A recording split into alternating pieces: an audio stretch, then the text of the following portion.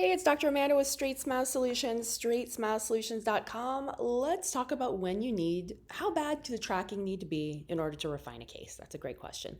So I have given you guys a few photos, but I find the vast majority of dentists, I don't know if they're just not learning this in the courses or the Invisalign education, or if they're just being optimistic, but you guys are pushing it with the lack of tracking. Now, please, please, please listen to some of my Invisalign delivery videos. I've got one out there that I think is like Invisalign delivery instructions. I think it might have a date like 2023 or 2024 or something on it. That one is gold. It's just full of everything you need to know. But basically what it comes out, it's not hard.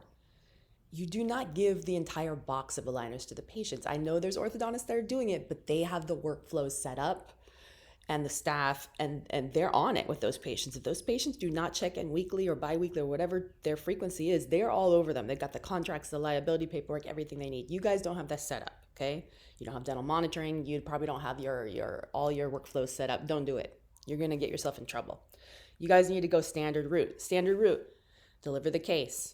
Make sure, of course, it seats. If it's not seating, you shouldn't have delivered the case. So, of course, you try in aligner 1 first before you put the attachments on. If you don't know why, you need to check out my Invisalign channel. I explain why. If aligner 1 fits like a glove, then you put the attachments on. See if aligner 1 fits again. It should fit again like a glove. If it doesn't, you did something wrong. If aligner 1 does not fit like a glove without the attachments, don't put the attachments on. Send them home with aligner 1 or do a warranty fit. Okay, that was super fast. If you don't understand that, go into my YouTube channel, go to my Invisalign playlist and watch everything. All right, then you give them no more than 3 or 4 aligners. That's it. That's all they get. They come back in 3 to 4 weeks, whatever your frequency is, you check. If they have perfect tracking should look like they don't have any aligners on, except you'll see a couple attachments. You're not gonna see none of this. Oh, certainly not this, okay? It'll look like this everywhere. Back teeth, front teeth, everything. If you see even one tooth that looks like this, it certainly doesn't look like this, then you need to stay in that aligner. You don't give them more. That's it. You stay there. Or you go back one aligner and see what fits. You find the one that fits. They have to save their old aligners in between appointments and bring them. If they did not bring their aligners to the appointment, you reschedule it. It's that simple. This is like Ortho 101. You must bring all your old aligners to the appointment. I mean, if they come in, they didn't bring them and something's not tracking, the appointment is rescheduled. You don't give them more. Are you insane? All you're gonna do is make your workflow way harder, okay? It's that simple. Keep your aligners in between appointments. Bring your aligners to the appointments. Stay in the aligner that fits. Don't move to the next aligner until the one that you have fits 100% for at least 7 days. That's simple. So sometimes you might have to wear your aligner for 10 or 15 days or 14 days. Sometimes it's gonna be 7, okay? It's not gonna be straight 7 days every single time. It's 7 days once it fully seats, assuming you're wearing it 23 hours a day. If you're wearing it 20, 21, well, then you better be wearing it longer. So that's pretty much it.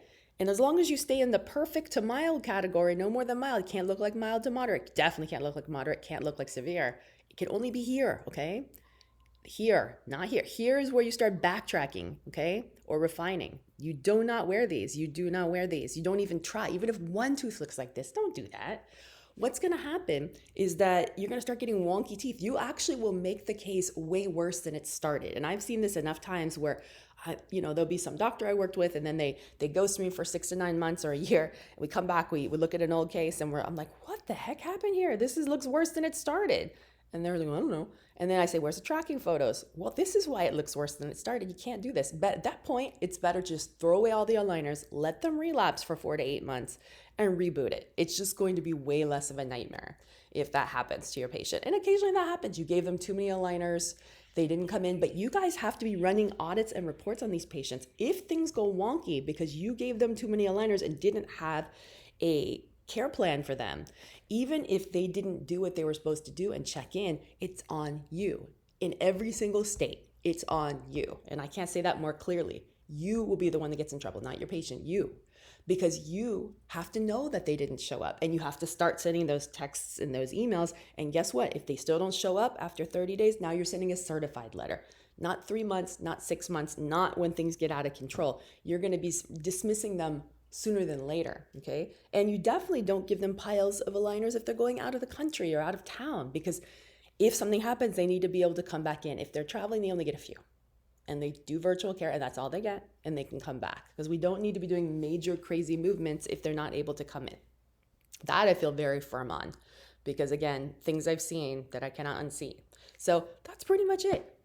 If all fails, refine the case, or do nothing and let it all relapse, or definitely work with an orthodontist on your cases, because you don't want to make a case worse than it started.